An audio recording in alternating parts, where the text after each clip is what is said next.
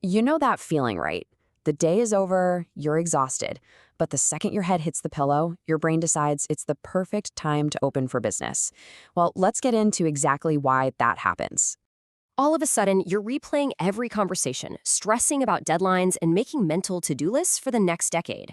It really feels like someone's flicked a switch, and your brain just refuses to shut down with the rest of your body. So, what is actually going on here?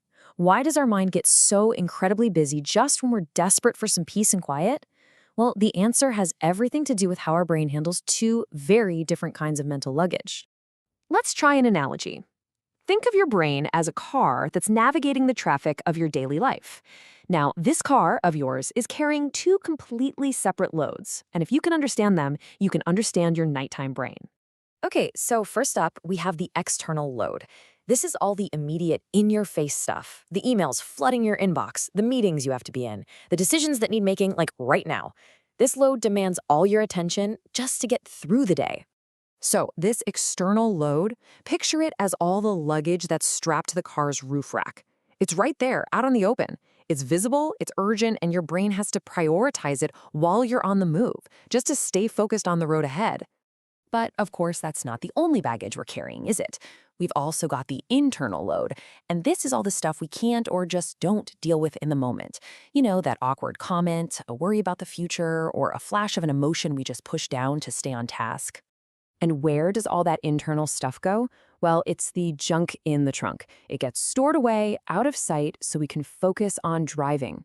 It's pretty convenient to just stow it all away during the day, but it doesn't just vanish. It's still back there. And this brings us to the big shift that happens every single night. As the day's traffic dies down and you finally park the car, your brain's attention naturally moves away from what's on the roof rack and goes straight to what's been rattling around in the trunk. Now, there's some real brain science behind this. During the day, our task-positive networks are fired up, helping us navigate all that external stuff. But at night, a completely different system, the default mode network, takes the wheel. And its job is to turn our focus inward, towards our memories and thoughts. We stop navigating, and we start reflecting. And a few things really speed up this shift. First, there's the Zeigarnik effect, which is basically our brain's obsession with unfinished business. Then, our prefrontal cortex, the part of the brain in charge of control, is just plain tired after a long day. And on top of all that, your brain is starting its night job, sorting through the day's events to file them away into memory. It's the perfect storm for rumination. This leads us to a really helpful concept from the traffic light processing framework for understanding our nervous system states. It explains why all this nighttime thinking doesn't feel like calm reflection, but more like being mentally stuck in neutral, with the engine revving. Think of your brain's prefrontal cortex as a traffic controller. During the day, it's pretty good at directing the flow of thoughts and feelings. But by nighttime, that controller is fatigued.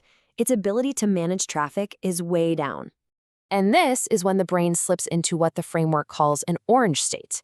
You're not in a red state of high alert, but you're definitely not in a state of rest and recovery either.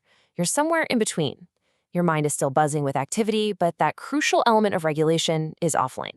And this orange state is the perfect environment for what we can call anxiety donuts. It's that feeling of being stuck on a mental roundabout, going over the same thought again and again and again, desperately looking for an exit, a solution that just isn't there in the middle of the night. Okay, so if you're stuck in this orange zone, endlessly looping on these anxiety donuts, what can you actually do? The goal isn't to silence your mind, that's basically impossible. It's about giving your brain a different, much quieter road to travel down.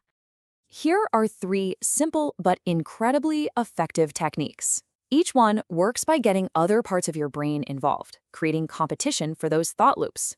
Counting backwards by 3s uses your working memory. Coming up with words for a letter fires up your language networks. And reading a book engages your imagination. They all offer your brain a gentle, structured off-ramp from the roundabout. Really, the key takeaway is this. You don't have to solve all of your problems or completely unpack everything in the trunk before you can fall asleep. The real task is just to skillfully guide your attention onto a more peaceful path for now.